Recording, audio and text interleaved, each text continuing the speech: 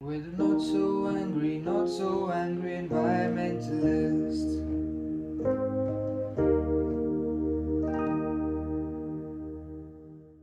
Hi, I'm Sia Gupta, and joining me is Vasundhara Gupte. And this is the first episode of Not So Angry Environmentalists, where we take up topics related to the environment and discuss them rationally. The environmental community is pretty hostile right now, and this is our small attempt to be more inclusive in the journey to fight climate change. So, Vasu, did you watch Don't Look Up? Bro, you literally made me watch it yesterday for the podcast. That's true. So, what did you think about it? Spoilers ahead, obviously. But I think it is the most brilliant satire I have watched this year. I mean, the way it takes a dig at pretty much every aspect of pop culture and Western society in 21st century is like so it's brilliant. And the main theme is obviously climate change, which as an environmentalist kind of resonates with me way too much. And I especially love how they use the whole comet crisis thing as a metaphor to, criticize ineffective governments and politicians, leaders, corporations, and also us as a society. Yeah, and I love the fact that the comet crisis is like 6 months away, so it's urgent, but it's not urgent enough. Like there is the election midterm between that. Like there is stuff more important than it because it's it's in the distant future. And I think that's also how we look at climate change currently, right? Where it should be an urgent topic which we need to address right now, but there are so many things which are more urgent and this can wait. And yeah, so I think Exactly. the fact that they put the COVID crisis like 6 months away and then they showed their eventual downfall was depressing, but at the same time, good, well played, nice metaphor. Yeah. And the characters, oh my god, they were so on point. Like, okay, Meryl Streep. Can we begin with Meryl Streep? Because she kind of reminds me of a certain orange-haired someone a lot. but but at the same time, she also mirrors all of these incompetent politicians that we clearly have no shortage of in the world right now. And they've done it so perfectly, like there's all these tiny moments where they're making stupid decisions and saying stupid things, which is always happening in real life. And then there is Mark Rylance. I think he's one of my most favorite characters in the entire movie. It was like watching a hybrid of Elon Musk, Bill Gates, Mark Zuckerberg, and Bezos, all combined into this one millionaire asshole. So yeah, that was really great. I mean, all of the characters were pretty on point, and especially with Mark Rylance, the way he was throwing around terms like we are going to eradicate world hunger and we are going to end poverty if we are able to mine all the precious uh, things on this comet Yeah. and And stuff like that. at one Yeah, yeah. point, Leo points out that don't pretend to be a scientist when you're actually a businessman. And I think that was so on point. So, yeah. I know. I mean, yeah. And oh, and if we're speaking of characters, we cannot forget Ariana Grande. Bro, she parodied herself in the movie, which I think is so cool. Like I don't like her in general, but that required guts. And her character just showed us how we care about celebrities breakups and their lives more than we care about actual things going on and actual issues. And although actual issues can be depressing, our attention span right now is so low that if world topics cannot be summarized in 5 slides, then we don't want to listen to it. And we always want a certain amount of charisma to listen to someone. So if Ariana Grande is singing about it, then we can listen to it and sing along. But if an academic intellectual is speaking about it, but he's not that good at it, then we just won't listen to him, right? And Exactly. Also, Jennifer Lawrence, can we please finally talk about Jennifer Lawrence? I mean, I don't think I have ever related to a character so much in my life. As an environmentalist, her frustration, her helplessness, I feel that on a spiritual level. I mean, just the fact that her first reaction to this massive crisis unfolding was, I need to get high. It's just damn straight, sis, priorities. Yeah, yeah, and the way her character was used to show the subtle sexism was also so cool because they didn't make a big deal out of it, but they showed how when she said something, she was labeled as crazy, and everyone was like, "We can handle this, sweetheart. You can calm down." But when Leo was saying the same stuff, when he was getting pumped up, people were like, "Yes, let's go. The hottie speaks the truth." So they touched upon sexism in a really cool way, and I didn't think sexism existed in such a big way before we started working for Urvari, and I made a Twitter account for Urvari. And guys, there are literally people who comment, "Oh, look at 5 girls building a shelter. I bet one guy could do it." Okay, then you're a guy, do it.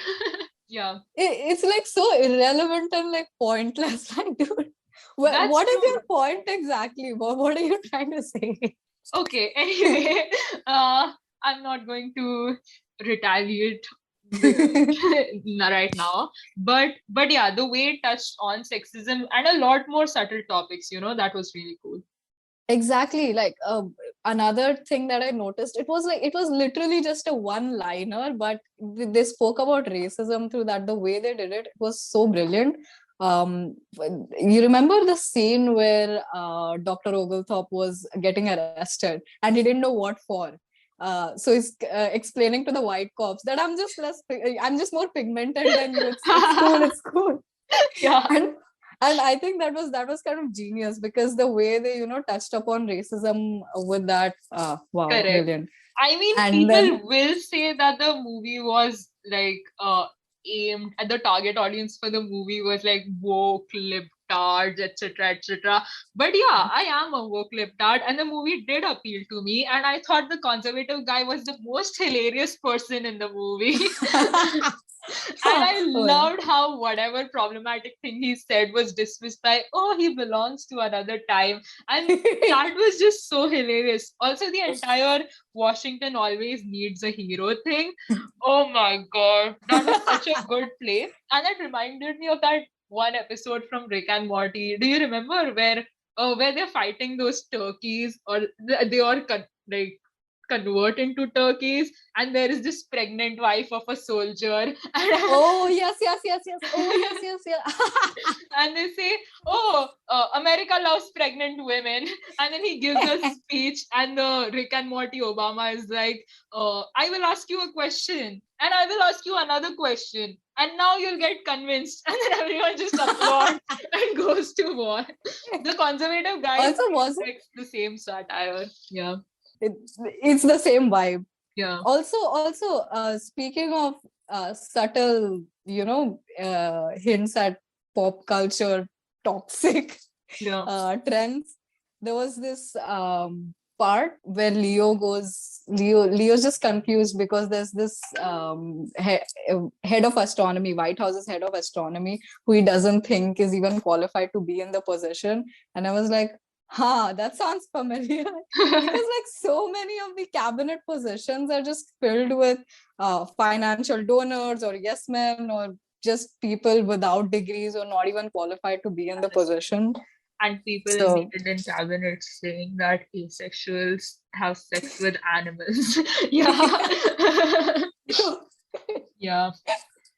Yeah. yeah, so That is I true. love it was really great how all these little details, like for example, I think Jonah Hill also, his character as the president's son, sort of touched on nepotism and just very tiny details which all came together and made the movie Correct. as Correct. brilliant as it turned out to be.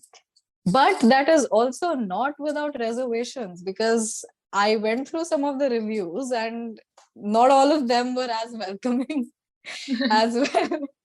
Oh yeah. I Did would you find expect. any faults in the movie?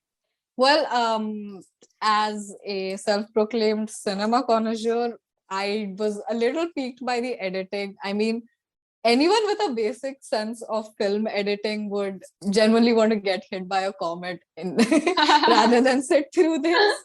Yeah. The close up, quick cuts, and just it's very jarring, but it's also kind of Adam McKay's style, you know. A lot of his movies are like that. So Yeah. I guess it Yeah. I thought depends that on, the yeah. fact that he tweeted that if you don't like it, you don't get it. I think that was a little too much on his part.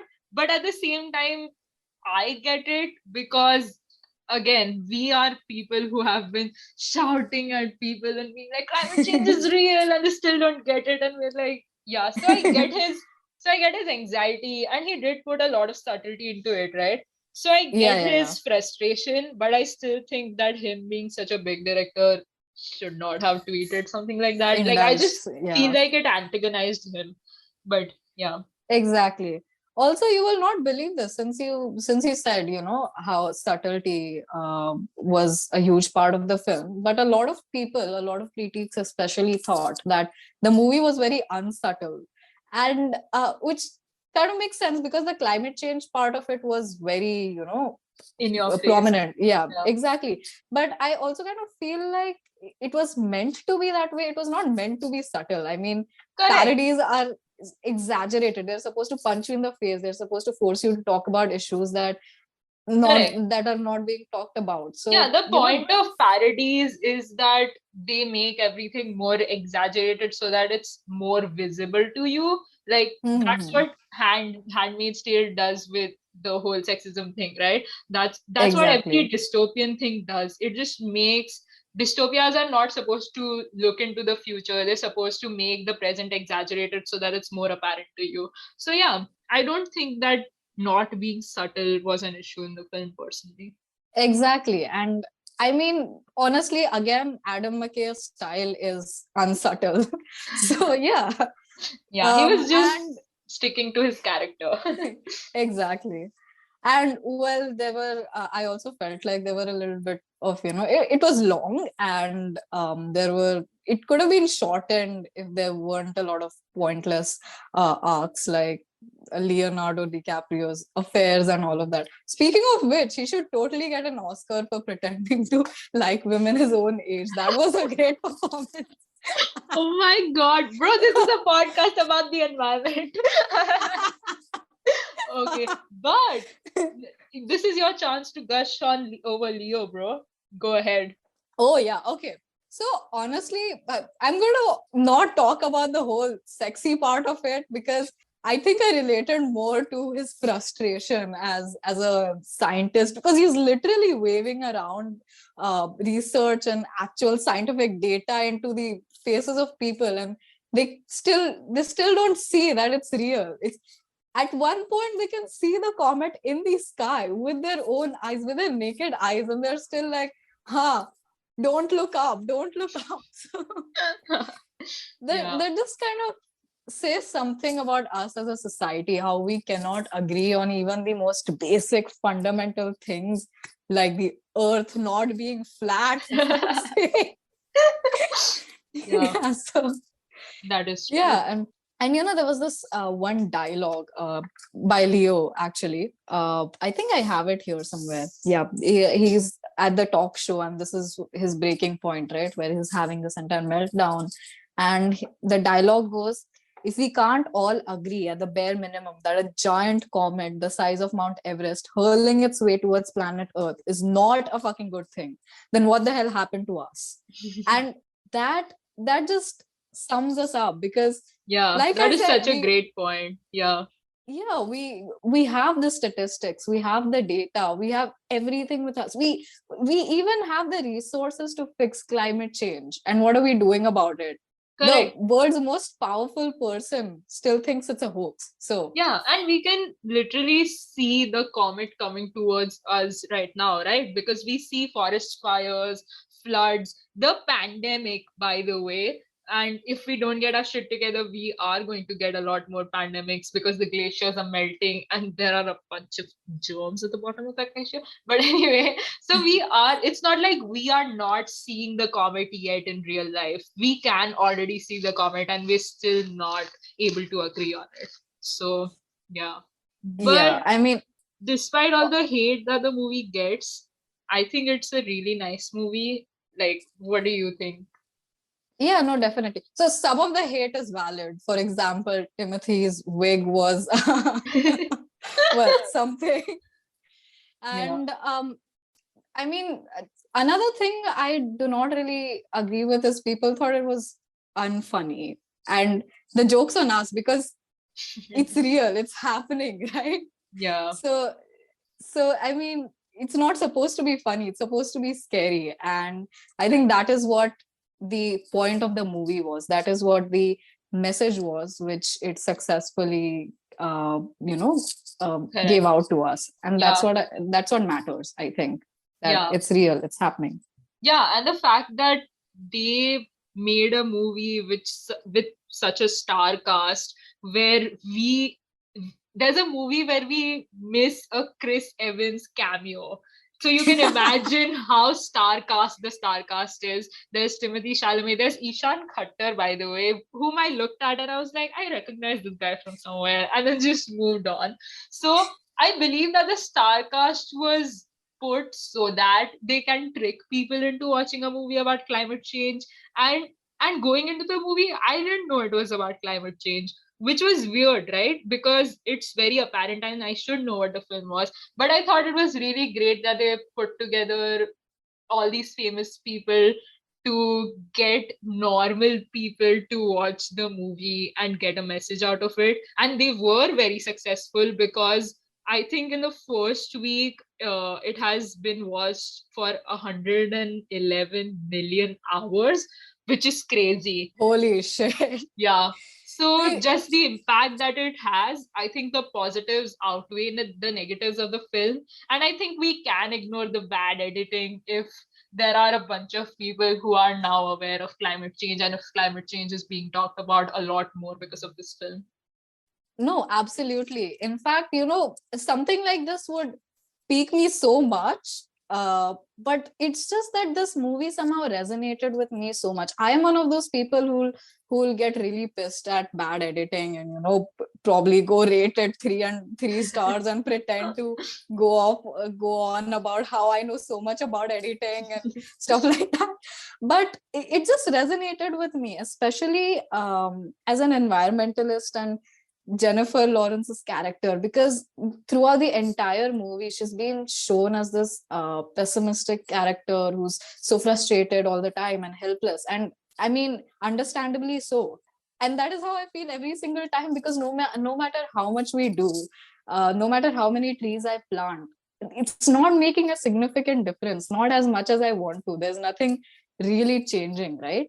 But then she says something in the end, which I feel was a very powerful scene and a dialogue. That is her moment. The entire movie, she's been shown as this pessimistic character, and then she's asked what she's grateful for. And then she just says that I'm grateful that we tried. Yeah. Which sat right with me, because no matter what I do, I have to keep trying. And unless I do, I won't be able to say that I'm grateful that I tried, because that's what I can do. That's all I can do. So I have to keep trying. Correct. I mean, remember when we went to that beach cleanup, and at the end of the beach cleanup, we had collected a ton of trash, but there was a ton of trash on the beach. And then I think it was you who became very pessimistic and was like, what is the point of all this? Which is how all of us feel after most of our drives, right? But then Exactly. we always reach to the conclusion that we're grateful that we tried. And I think that is what has made Urvari go on for 2 years, more than 2 years now, I think. And yeah, I think we should change our tagline to we're grateful that we tried. That's actually a really great idea. Yeah. But speaking of, I think, like you said, it reminded me of this other drive that we went to where we're collecting so much trash and we're not able to get enough. And then this little girl joins and she is helping us pick up trash. And, it was so inspiring to watch her do it. So Yeah. I think that we tried kind of makes sense there because we really tried. A girl is now aware of what is going wrong with the world, and she's doing something and trying to change that. And I think that is exactly what the movie did. I don't care what criticism it received, the editing or Timothy Chalamet's horrendous wig. What matters is that it got the issue into light and people are talking about it, people are watching the movie and becoming aware of the issue. And like I said, that's what matters the most to me. Correct. So we're grateful that we tried, and that is the note I would like to end this on. Tune in every week to listen to our obnoxious voices, and give us reviews. Tell us topics that you would like us to speak on, and follow us on Instagram and Twitter. Here's the shameless plug. And it is link is in the bio description. We're new to this, guys. Link is there somewhere. Find the link or just search Urvari on Instagram. And on that note, Vasu, say bye. Bye bye. Please keep Bye. trying.